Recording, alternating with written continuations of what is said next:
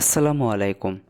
আমি আর আমার বন্ধু জাকির ঢাকায় যাওয়ার উদ্দেশ্য করে আমরা ঝিনাইদহ বাস টার্মিনাল আসলাম। আমাদের বাস যেহেতু ছিল 10টায়, আমাদের আসতে একটু লেট হয়ে গেছে। এসে দেখে আমাদের বাস দাঁড়িয়ে আছে।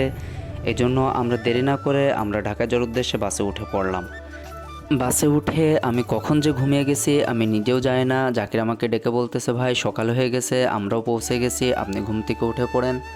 ঘুম থেকে উঠে আমরা একটু ফ্রেশ হয়ে আমরা চা খাইলাম। চা খাওয়া শেষ করে আপুর বাসায় যাওয়ার জন্য আমরা একটা রিক্সা নিয়ে আপুর বাসার উদ্দেশ্যে রওনা হলাম।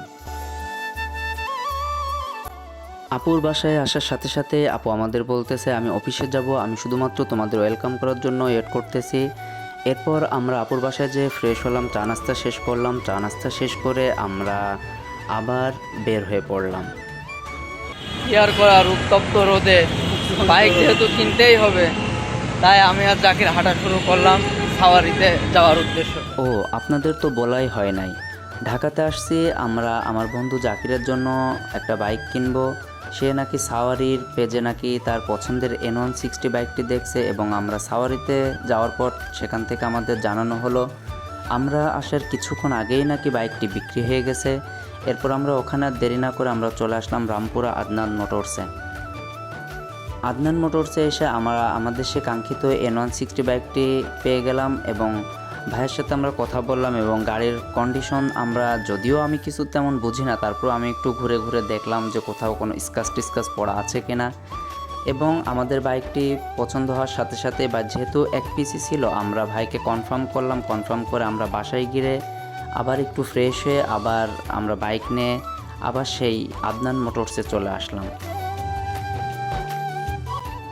আদনান মোটরসে এসে আমরা আবারও বাইকটি ভালোভাবে ঘুরে ঘুরে দেখলাম এবং বাইকটি ঘুরে দেখে যেহেতু আমাদের সব কিছু ঠিকঠাক, এখন যেহেতু কিছু টাকা কাটেছিল এই জন্য যাকে টাকা সব কিছু উঠিয়ে কমপ্লিট করে নিল এবং টাকা উঠিয়ে আমরা আস্তে আস্তে দেখি আপু ও দুলাভাই চলে আসছে।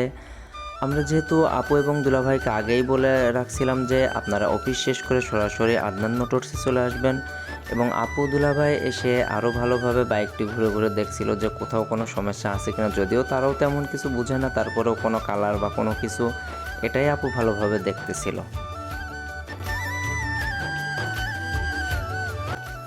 বাইক দেখা শেষ করে আমরা আদনান মোটরসের ওনার সাব্বির ভাইকে আমরা বললাম যে বাইকের পেপারসগুলো আমাদের সুন্দরভাবে সব কিছু ঠিকঠাক আছে কিনা একটু বুঝিয়ে বলেন বা আমাদের দেখান। আমরা বাইকের পেপারস এবং রেজিস্ট্রেশন সব কিছু ঠিকঠাক আছে কিনা এটাই আমরা চেক করতেছিলাম। চেক করতে করতে সব কিছু যখন আমাদের কাছে সুন্দর এবং সব কিছু ফেয়ার মনে হলো, তখন আমরা বাইকের যে বিল আবার আদার্স যে ফর্মালিটিসগুলো আছে সব কিছু, পেপারসের ফর্মালিটিস সব কিছু আমরা কমপ্লিট করার জন্য এবং পেমেন্ট ক্লিয়ার করার জন্য আমরা বসে পড়লাম। পেমেন্ট ক্লিয়ার করার সময় আমি জাকিরকে বলতেছিলাম অবশেষে তোমারও স্বপ্ন পূরণ হলো, এবং এই কথা বলতে বলতে আপু আবার আমাকে বলতেছে যে শাকিল এত পরিমাণে গরম পড়তেছে, টাকা দিয়ে বাতাস না খাইলে আসলে গরম যাচ্ছে না। আমরা সবাই মিলে বাইকের পেমেন্ট ক্লিয়ার করলাম এবং পেমেন্ট ক্লিয়ার করে ভাইয়া আবার আদনান মোটরস ওনার সাব্বির ভাইয়াকে সব টাকা পয়সা বুঝিয়ে দিল এবং টাকা পয়সা বুঝে নেওয়ার পর আমাদের বাইক হ্যান্ড ওভার করার জন্য আদনান মোটরসের ওনার সাব্বির ভাই আমাদের কাছে এসে আমাদের বাইক হ্যান্ড ওভার করলো, চাবি বুঝিয়ে দিল। চাবি বুঝিয়ে দেওয়ার পর আমি জাকির, দুলাভাই এবং আপুকে সুন্দর সুন্দর কিছু পিক তুলে দিলাম। পিক তুলে দেওয়ার পর জাকির আবার বাইকটা একটু ট্রায়াল দেওয়ার জন্য চলে গেল।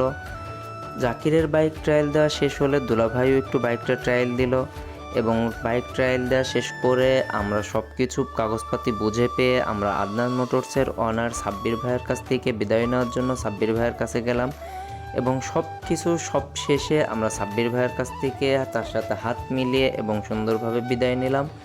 বিদায় নিয়ে আমরা আবার বাসার উদ্দেশ্যে রওনা হলাম। আজকের ভিডিওটা এই পর্যন্তই, দেখা হবে অন্য কোনো নতুন ভিডিওতে। ততক্ষণ ভালো থাকবেন, সুস্থ থাকবেন।